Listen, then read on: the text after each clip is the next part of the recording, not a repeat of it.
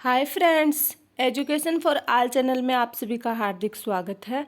आज हम अपनी क्लास को आगे बढ़ाएंगे और इसमें करेंगे निषेचन एवं अंतरोपण। अगर आप पहली बार ये वीडियो देख रहे हैं इस चैनल का, तो पहले चैनल की प्लेलिस्ट पर जाकर पिछली वीडियो को देखें, तभी आपको आज की क्लास समझ में आएंगी। साथ ही आप कक्षा 11 की जीव विज्ञान एनसीईआरटी के भी वीडियो देखते रहें। आपका सिलेबस धीरे धीरे पूरा हो जाएगा और पता भी नहीं चलेगा। शुरू करते हैं आज की क्लास। स्त्री एवं पुरुष के संभोग के दौरान शेषन द्वारा शुक्र वीर्य स्त्री की योनि में छोड़ा जाता है, यानी वीर्य सेचन होता है। गतिशील शुक्राणु तेजी से तैरते हुए गर्भाशय ग्रीवा से होकर गर्भाशय में प्रवेश करते हैं और अत्यंत अंडवाहिनी नली के तुम्बिका एम्पुला क्षेत्र तक पहुंचते हैं, जो चित्र 2.11b में दिखाया गया है। इसी बीच अंडाशय द्वारा मोचित अंडाणु भी तुम्बिका क्षेत्र तक पहुंच जाता है। क्या क्या कहा गया है, इस इधर से तो जो शुक्राणु है वह गति करके एम्पुला या तुम्बिका तक पहुंचेगा और इधर से अंडाशय है वह तुम्बिका तक आएगा, जहां निषेचन की क्रिया संपन्न होती है। अब इसमें डायरेक्ट क्वेश्चन बन रहा है। अगर आप बड़े एग्जाम दे रहे हो नीट पीजीटी का, तो इसमें डायरेक्ट क्वेश्चन आता है स्त्री में निषेचन कहाँ होता है, तो ये कहाँ पर होगा। अंडाशय द्वारा मोचित अंडाणु भी तुम्बिका क्षेत्र में पहुंच जाता है, तो तुम्बिका क्षेत्र में कहाँ होता है, तुम्बिका क्षेत्र में एम्पुला में। निषेचन शुक्राणु का और अंडाणु का संलयन कहाँ पर होगा, तुम्बिका क्षेत्र में। ये इंपॉर्टेंट लाइन है, आप याद रखिएगा। अगर आप पीजीटी नीट का एग्जाम दोगे तो ऐसे घुमा घुमा के क्वेश्चन पूछे जाते हैं और इसमें क्या लिखोगे आप, तुम्बिका क्षेत्र में होता है जहाँ निषेचन की क्रिया संपन्न होती है। ये स्टार लगा लीजिएगा। निषेचन तभी हो सकता है यदि अंडाणु तथा शुक्राणु दोनों एक ही समय में तुम्बिका क्षेत्र में पहुंच जाए। मतलब जाइगोट कब बनेगा, जब अंडाणु और शुक्राणु दोनों एक ही समय पर तुम्बिका क्षेत्र में पहुंचे। कई बार क्या होता है, शुक्राणु तुम्बिका क्षेत्र तक पहुंच जाता है लेकिन अंडाणु रिलीज नहीं हो पाता, अंडाणु का स्राव नहीं हो पाता। कई बार अंडाणु का स्राव हो जाता है लेकिन शुक्राणु नहीं पहुंच पाता। दोनों का कॉम्बिनेशन होना जरूरी है, तभी प्रेगनेंसी हो पाएगी। यही कारण है जिससे कि सभी संभोग क्रिया निषेचन एवं सगर्भता स्थिति में नहीं पहुंच पाती है। अब हम चित्र 2.11b को देखते हैं, उसको समझते हैं।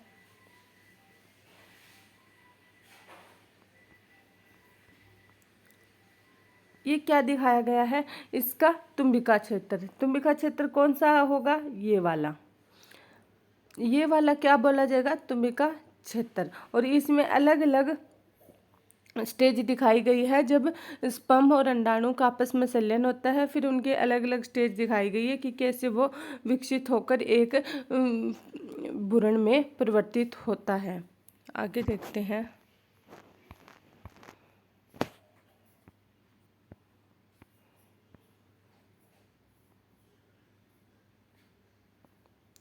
शुक्राणु के साथ एक अंडाणु के संलयन की प्रक्रिया को निषेचन या फर्टिलाइजेशन कहते हैं। निषेचन को क्या कहेंगे, शुक्राणु के साथ एक अंडाणु का संलयन प्रक्रिया, ये निषेचन की परिभाषा होगी। इसे इंग्लिश में फर्टिलाइजेशन भी कहते हैं। निषेचन के दौरान एक शुक्राणु अंडाणु के पारदर्शी अंडावरण जोना पेलुसिडा स्तर के संपर्क में आता है, जो चित्र 2.10 में दिखाया गया है। क्या है इसमें, अंडाणु की संरचना दिखाई गई है। क्या है, कुछ शुक्राणुओं द्वारा घिरा हुआ अंडाणु। ये क्या है, अंडाणु। ये इसके अलग अलग लेयर है। पहली कौन सी लेयर होगी, प्रीपितक अवकाश, मतलब स्पेस। फिर जोना पेलुसिडा। जोना पेलुसिडा कौन सी लेयर है, जहाँ पर शुक्राणु आकर टच होता है और एक क्रोमोसोम हार्मोन को रिलीज करता है, जिसमें हाइड्रोलाइटिक एंजाइम होते हैं और वह इसकी परत को पिघलाकर अंदर की तरफ जाएगा। और इसके बाहर क्या होगा, अरिया कर्केट कोरोना रेडिएटा कोशिकाएं होगी। और ये क्या है, शुक्राणु दिखाए गए हैं। आगे देखते हैं।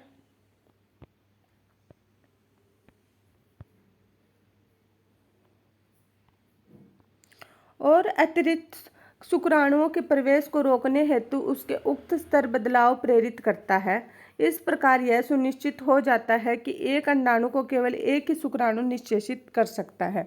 क्या कहा गया है कि एक अंडाणु को केवल एक ही शुक्राणु निश्चेषित कर सकता है। जब एक शुक्राणु अंडाणु के अंदर प्रवेश कर जाएगा तो बाकी फिर अंडाणु की जो बाकी की लेयर है उसको घेर के कठोर हो जाएगी, बाकी शुक्राणुओं को अपने अंदर नहीं आने देगी। अगर पिंडक का स्त्रावण शुक्राणु के पारदर्शी अंडावरण के माध्यम से अंडाणु के कोशिका द्रव, साइटोप्लाज्म तथा प्लाज्मा भित्ति में प्रवेश करने में मदद करता है, यह द्वितीय अंडक के अर्धसूत्री विभाजन को प्रेरित करेगा। कौन सा विभाजन होगा यहाँ पर? अर्धसूत्री विभाजन। दूसरा अर्धसूत्री विभाजन भी असमान होता है और इसके फलस्वरूप द्वितीय ध्रुवीय पिंड सेकेंडरी पोलर बॉडी की रचना होती है। किसकी हो गई? सेकेंडरी पोलर बॉडी की।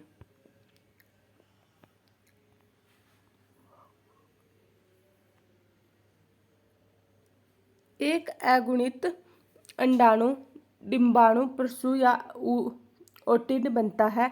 शीघ्र ही शुक्राणु का अंडाणु के अगुणित केंद्रक के साथ संलयन फ्यूजन होता है, जिससे कि द्विगुणित युग्मनज जाइगोट की रचना होती है। एक युग्मनज में कितने गुणसूत्र होंगे? 46। आगे हम बात करते हैं,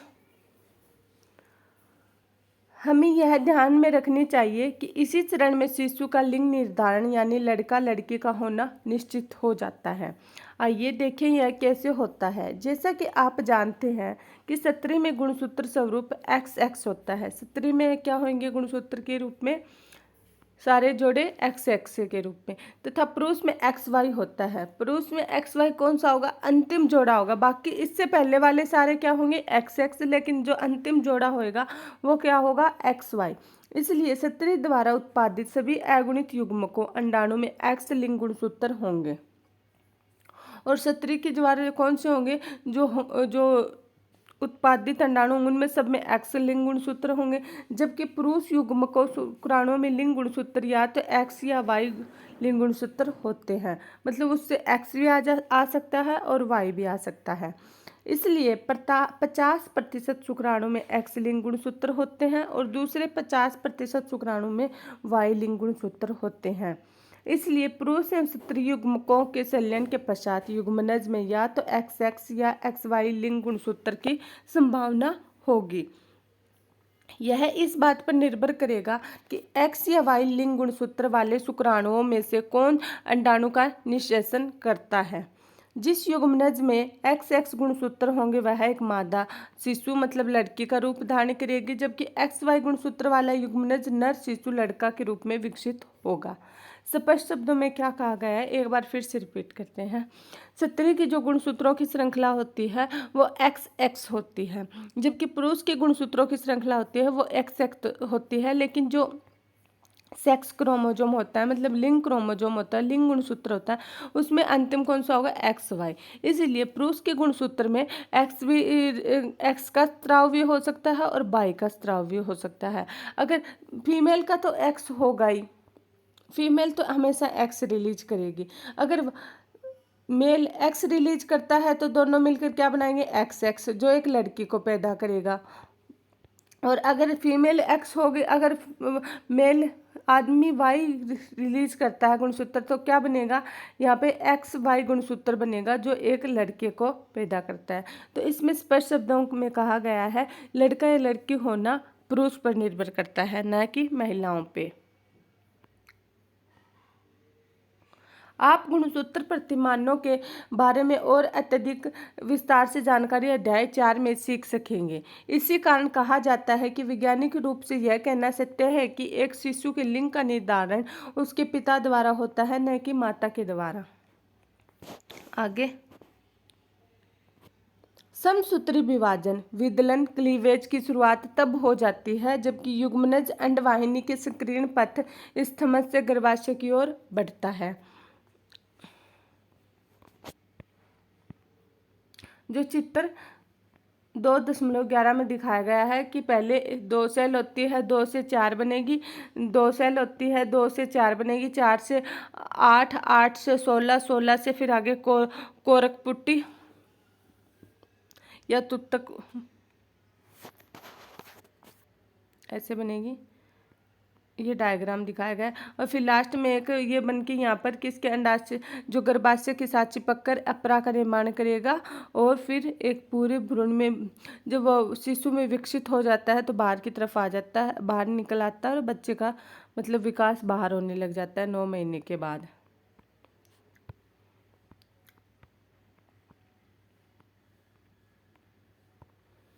और यह 2, 4, 8, 16 संतति कोशिकाओं जिसे कोरकखंड ब्लास्टोमेयर कहते हैं की रचना करता है। 8 से 16 कोरकखंडों वाले भ्रूण को तुतक मोरुला कहा जाता है। क्या? 8 से 16 कोरकखंड वाले भ्रूण को क्या कहेंगे?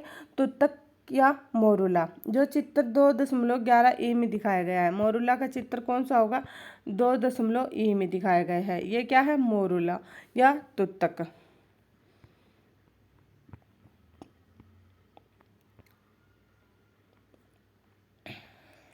यह तुतक लगातार विभाजित होता रहता है, और जैसे जैसे गर्भाशय की ओर बढ़ता है यह कोरक पुट्टी ब्लास्टोसिस्ट के रूप में परिवर्तित हो जाता है, जो चित्र 2.11 एफ में दिखाया गया है। एक कोरक पुट्टी की कोरकखंड बाहरी परत में व्यवस्थित होता है, जिसे पोषक कारक ट्रोपोब्लास्ट कहते हैं। कोशिकाओं के भीतरी समूह है जो पोषक कारक से जुड़े होते हैं, उन्हें अंतर कोशिका समूह है, इनर सेल मास कहते हैं। अब पोषक कोरक स्तर गर्भाशय अंतस्तर से संलग्न हो जाता है और अंतर कोशिका समूह के भ्रूण के रूप में अलग अलग विभेदित हो जाता है। संलग्न के बाद गर्भाशय कोशिकाएं तेजी से विभक्त होती है और कोरक पुट्टी को आवृत कर लेती है, जिसके परिणाम स्वरूप कोरक पुट्टी गर्भाशय अंतस्तर में अंतस्थापित एम्बेडेड हो जाती है। इसे अंतरोपण इम्प्लांटेशन कहते हैं और बाद में यह सगर्भता का रूप धारण कर लेती है। आगे नेक्स्ट टॉपिक है अपना सगर्भता या तथा भ्रूणीय परिवर्धन। भ्रूण के अंतरोपण के पश्चात पोषक कोरक पर उंगली जैसी संरचनाएं उभरती है, जिन्हें जरायु अंकुरक या क्रोनोइक विलाई कहते हैं।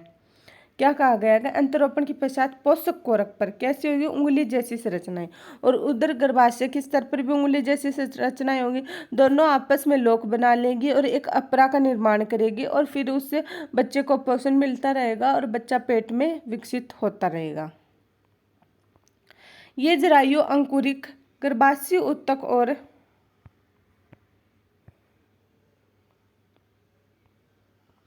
मात्र रक्त से आच्छादित होते हैं। जरायु अंकुरक और गर्भाशय ऊतक एक दूसरे के साथ अंतरा अंगुलियुक्त इंटरडिजिटेड हो जाते हैं तथा संयुक्त रूप से परिवर्तनशील भ्रूण गर्भ और मात्र के शरीर के साथ एक संरचनात्मक एवं क्रियात्मक इकाई को गठित करते हैं, जिन्हें अपरा प्लेसेंटा कहा जाता है, जो चित्र 2.12 में दिखाया गया है। गर्भाशय में अपरा का दर्शाता हुआ मानव भ्रूण। इसमें क्या है? ये विलाई बन गई। विलाई से क्या हुआ कि पहले ये बच्चा चिपक गया, जो जायगोट था, विलाई की वजह से जो ब्लास्टोमेयर था वो इसकी गर्भाशय से चिपक गया। जैसे जैसे बड़ा हुआ तो फिर एक अपरा का निर्माण हुआ। जो अपरा क्या है? ये वाहिनियां सहित नाभि रज्जु, ये मतलब वाहिनियां, खून की जो वाहिनियां होती है अपनी, उनके सहित नाभि रज्जु है। इधर माता की ये वाहिनियां मिल गई और फिर ये क्या करेगी? पोषण का आदान प्रदान करेगी। ये गर्भाशय गुहा है, ये पित्तक कोश है, ये भ्रूण है, ये ग्रीवा का श्लेष्म प्लग।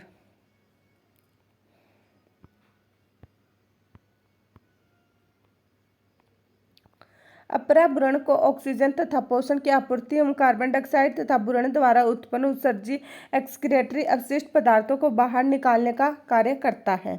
यह अपरा एक नाभि रज्जु अम्बिलिकल कॉर्ड द्वारा भ्रूण से जुड़ा होता है, जो भ्रूण तक के सभी आवश्यक पदार्थों को अंदर लाने तथा बाहर ले जाने के कार्य में मदद करता है। नेक्स्ट है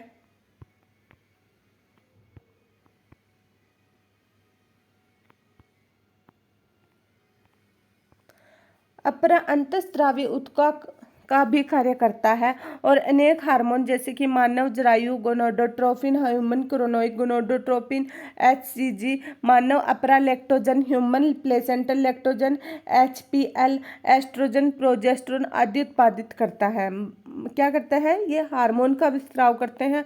कौन कौन से? जैसे गोनाडोट्रोपिन होगा, अपरा लैक्टोजन होगा, एस्ट्रोजन होगा, प्रोजेस्टेरोन होगा। आगे, सहगर्भता के उत्तरार्ध की अवधि के अंडाशय द्वारा रिलैक्सिन नामक एक हार्मोन भी स्रावित किया जाता है। इम्पोर्टेंट, हाँ आप इसको स्टार लगा लीजिएगा, ये काफ़ी एग्जाम में आता है। ऑक्सीटोसिन और रिलैक्सिन हार्मोन, हमेशा इस पे क्वेश्चन पूछे जाते हैं, स्टार लगा लीजिएगा। अंडाशय द्वारा रिलैक्सिन हार्मोन स्राव किया जाता है, तो आप ये रिलैक्सिन आप याद रखेंगे कि यह महिला द्वारा रिलीज किया जाता है, और जो प्रेग्नेंट मतलब प्रेगनेंसी के समय जो गर्भवती महिलाएं होती हैं उनके द्वारा रिलीज किया जाता है। इससे डायरेक्ट क्वेश्चन बनते हैं। हमें यह याद रखना चाहिए कि HCG, HPL और रिलैक्सिन स्त्री में केवल गर्भवती की स्थिति में ही उत्पादित होते हैं। इसके अलावा दूसरे हार्मोनों जैसे estrogen, progesterone, cortisol, prolactin, thyroxine आदि की भी मात्रा सहगर्भता के दौरान माता के रक्त में कई गुना बढ़ जाती है। मतलब हार्मोन का बैलेंस काफ़ी ऊपर नीचे होता है जब एक महिला गर्भवती होती है।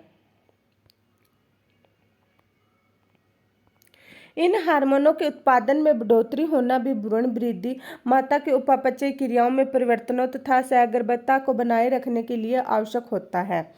अंतरोपण के तुरंत बाद अंतरकोशिका समूह भ्रूण बृहत्त्वचा एक्टोडर्म नामक एक बाहरी स्तर और अंतस्त्वचा एंडोडर्म नामक एक भीतरी स्तर में भी विभेदित हो जाता है। इस बृहत्त्वचा और अंतस्त्वचा के बीच जल्द ही मध्य जनस्तर मेसोडर्म एक प्रकट होता है। ये तीनों ही स्तर वयस्कों के सभी ऊतकों अंगों का निर्माण करते हैं।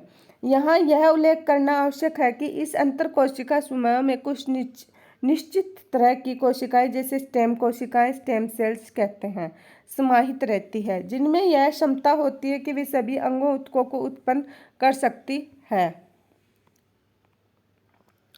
सहगर्भता के विभिन्न महीनों में भ्रूण परिवर्धन के प्रमुख लक्षण क्या होते हैं? मानव में सहगर्भता की अवधि 9 महीने की होती है। क्या आप जानते हैं कुत्ते, हाथियों, बिल्लियों में यह अवधि कितने महीनों की होगी? पता करें। मानव में 1 महीने की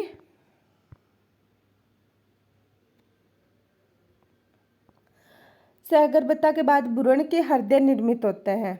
मतलब 1 महीने बाद क्या होगा? भ्रूण में हृदय का निर्माण होगा।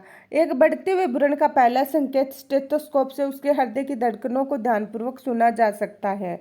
याद रखना, पहले महीने में किसका विकास होगा? हृदय का। सहगर्भता के दूसरे माह के अंत तक भ्रूण के पाद और उंगलियां विकसित होती है।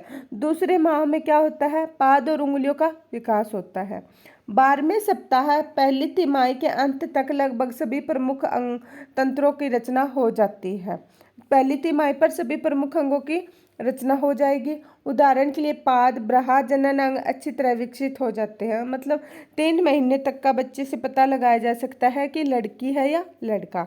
गर्भावस्था के 5वें माह के दौरान गर्भ की पहली गतिशीलता और सिर पर बालों का उग आना भी सामान्यतः देखा जा सकता है। और 5वें महीने के बाद क्या होगा? बच्चे का पेट के अंदर घूमना और उसके सिर पर बालों का आना देखा जा सकता है। लगभग 24वें सप्ताह के अंत तक दूसरी तिमाही के अंत में पूरे शरीर पर कोमल बाल निकल आते हैं। आँखों की पलकें अलग अलग हो जाती है और ब्रोनियाँ बन जाती हैं। गर्भावस्था के 9वें माह के अंत तक गर्भ पूर्ण रूप से विकसित हो जाता है और प्रसव के लिए तैयार हो जाता है। आगे है प्रसव और दुग्ध स्त्रावण। इसमें क्या है? मानव में सहगर्भता की औसत अवधि लगभग 9.5 माह होती है। कितनी? लगभग 9.5 महीने। 7 महीने से लेकर 10 महीने तक के बीच का जो बच्चा होता है वो नॉर्मल बच्चा होता है, उसका विकास नॉर्मल होता है। अगर 7वें महीने में बच्चा होता है तो भी नॉर्मल होता है, वह बाहर के एनवायरनमेंट में एडजस्ट कर सकता है और उसके पूरे के पूरे अंग स्वस्थ होंगे, जी सकता है। लेकिन एवरेज क्या मानी गई है? 9.5 महीने, जिसे गर्भावधि गेजेस्टन पीरियड कहते हैं। सहगर्भता के अंत में गर्भाशय के जोरदार संकुचनों के कारण गर्भ बाहर निकल आता है। गर्भ के बाहर निकलने की इस क्रिया को शिशु जन्म या प्रसव पार्ट्यूरेशन कहा जाता है। प्रसव एक जटिल तंत्री अंतःस्रावी न्यूरो इंडोक्राइन क्रियाविधि द्वारा प्रेरित होता है। प्रसव के लिए संकेत पूर्व विकसित गर्भ एवं अपरा से उत्पन्न होते हैं, जो हल्के माइल्ड गर्भाशय संकुचनों को प्रेरित करते हैं, जिन्हें गर्भ उत्क्षेपण प्रतिवर्त फीटल इंजेक्शन रिफ्लेक्स कहते हैं। क्या बोलेंगे? गर्भ उत्क्षेपण प्रतिवर्त या फीटल इंजेक्शन रिफ्लेक्स कहेंगे। यह मातृपीयूष ग्रंथि से ऑक्सीटोसिन के निकलने की क्रिया को सक्रिय बनाती है। पीछे हमने कौन सा हार्मोन पढ़ा था? रिलैक्सिन। अब कौन सा आ गया यहाँ पे? ऑक्सीटोसिन। मैंने बोला इम्पोर्टेंट है, ये गर्भवती महिलाओं में होते हैं। प्रसव के टाइम इनका स्राव बहुत ज़्यादा मात्रा में होता है और इनसे डायरेक्ट क्वेश्चन बनते हैं। ऑक्सीटोसिन गर्भाशय पेशी पर कार्य करता है। इसके कारण जोर जोर से गर्भाशय संकुचन होने लगते हैं। गर्भाशय संकुचन ऑक्सीटोसिन के अधिक स्रावण को उद्दीपित करता है। गर्भाशय संकुचनों तथा ऑक्सीटोसिन स्राव के बीच लगातार उद्दीपक प्रतिवर्त के कारण यह संकुचन तीव्र से तीव्रतर हो जाता है, जिससे शिशु के मां के गर्भाशय की जनन नाल द्वारा बाहर आ जाना यानी प्रसव संपन्न हो जाता है। शिशु के जन्म के तुरंत बाद ही अपरा भी गर्भाशय से बाहर निकल जाता है। आप क्या सोचते हैं? डॉक्टर प्रसव को प्रेरित करने के लिए इंजेक्शन देता है? कई अवस्थाओं में देना पड़ता है। जिन औरतों को मतलब ऑक्सीटोसिन हार्मोन की मात्रा कम रिलीज होते हैं, उनको दर्द मतलब शुरू नहीं होते बच्चे के पैदा होने के टाइम, तो डॉक्टर ऊपर से इंजेक्शन देते हैं ऑक्सीटोसिन हार्मोन के, ताकि उनको दर्द शुरू हो सके। नेक्स्ट है सतृक स्तन। सतृक स्तन ग्रंथियों में सगर्भता के दौरान कई प्रकार के बदलाव आते हैं और सगर्भता के अंत तक इनसे दूध उत्पन्न होने लगता है। इस प्रक्रिया को दुग्ध स्रवण लैक्टेशन कहते हैं। यह मां को अपने नवजात शिशु के आहार पूर्ति कराने में मदद देता है।